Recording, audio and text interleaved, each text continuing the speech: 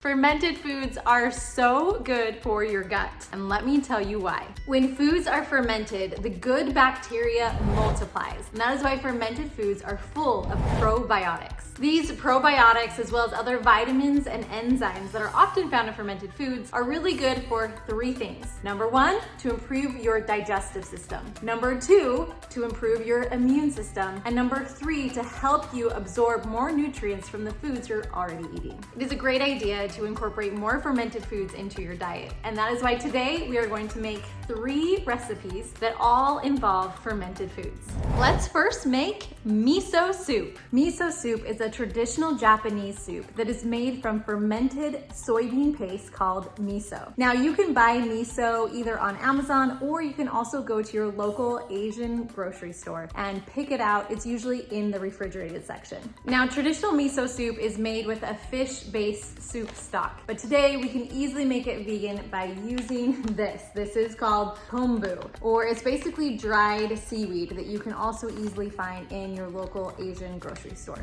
The first step is to boil 4 to 5 cups of water. Next, we'll add 3 to 4 large pieces of this kombu. Then we add about a cup of mushrooms. Now these are shiitake mushrooms. Any type of mushrooms work though, so whatever you want, any type. Let this boil for 2 to 3 minutes. It's important to then turn off the heat because when you put in the miso paste, you do not want it to be boiling. Otherwise, it will destroy those yummy probiotics. Next, I'm going to take out these big kombu sheets. They're edible, but I am not gonna eat them. Now I'll crumble in a sheet of nori as the seaweed in this miso soup into little bite-sized pieces. Now that it's no longer boiling, we can add the miso paste. And for every cup of water that we put in here, we want about a tablespoon of miso paste. Now we don't want it to be chunky, so we're going to have to mix this up really well and kind of add it in slowly. So just add in a couple tablespoons at a time. So this was 4 to 5 cups of water, so I'm gonna do about 4 to 5 tablespoons. I actually did 5 cups, so we'll do 5 tablespoons. I didn't mention this earlier, but this is white miso. There's different kinds, and this is white miso.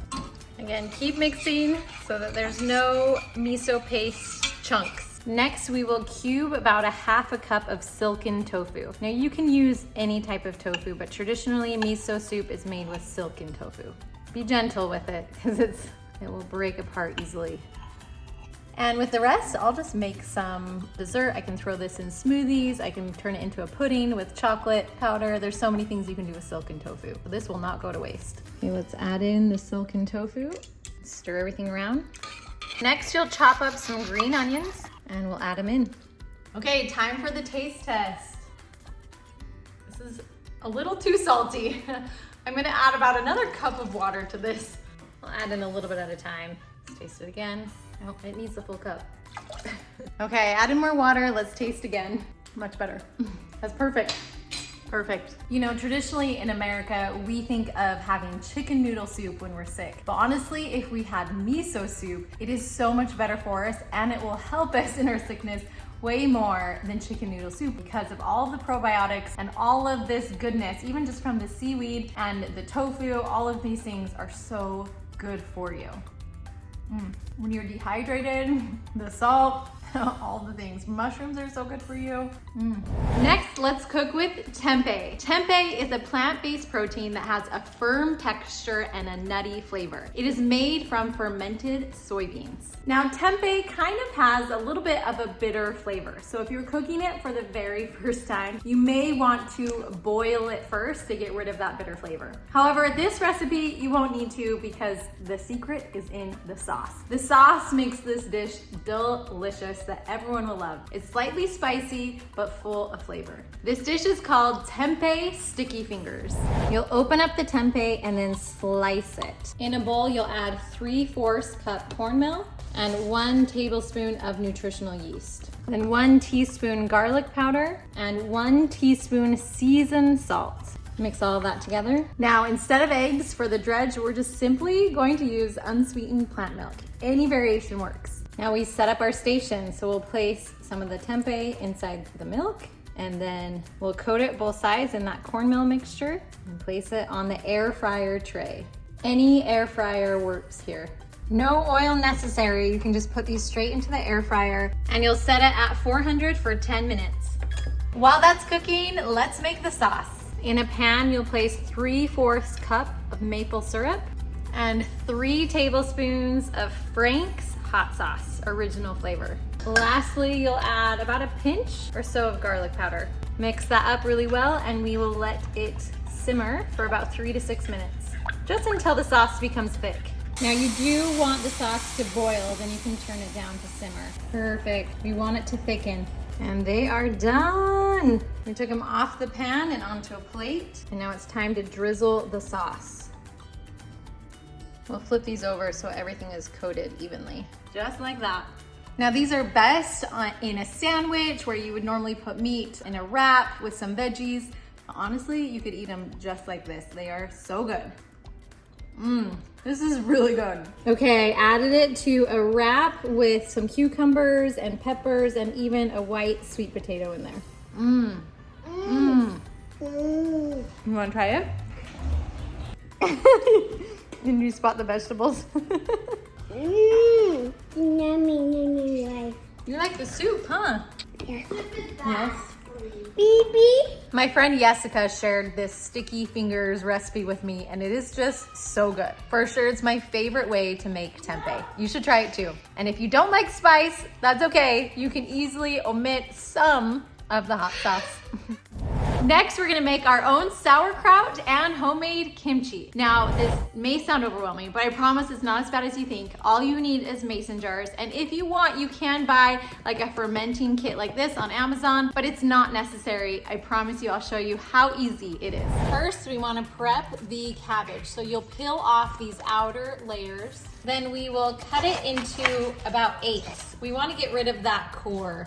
And then you'll just start chopping and slicing everything really small, or the size that you want it to be. Now we'll add about 3/4 of the cabbage to one, and that will be the sauerkraut. And then about 1/4 of it to the other bowl, and that will be for the kimchi because we're gonna add a lot more other things. Now for the kimchi, I'm also going to slice up and chop a small red onion. We'll add that. And then I'm gonna grate some carrots. And of course I only have the mini ones on hand, but if I was smart, I would have bought shredded carrots. 1 cup. Okay, that took forever, but here we go. About 1 cup of shredded carrots. Now I'm gonna add about 1 teaspoon of shredded ginger. And then we'll add 2 cloves garlic, minced garlic. The nice thing about homemade kimchi is that it's normally pretty spicy, so you can adjust your spice. So we'll start with just a little bit of red pepper flakes. You can add more or less depending on how spicy you like it. So 1/2 teaspoon of red pepper flakes. We'll mix all of that together. Then I'll add the juice of 1 lemon. This is again to that kimchi. All right, both bowls are ready for their 1 tablespoon of salt. We're gonna add the salt.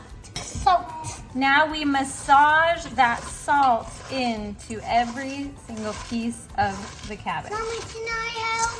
You want to feel so that every piece of cabbage has some salt on it. It starts to look a little bit more wilted. We'll do the same thing and massage in the salt to the kimchi. Now we cover these up and let them sit for about 1/2 an hour so that the liquid can be extracted from the cabbage. It'll be easier to put in the mason jars afterwards if there's a little bit of liquid. Okay, let's put them in the jar. So we'll start just with the sauerkraut.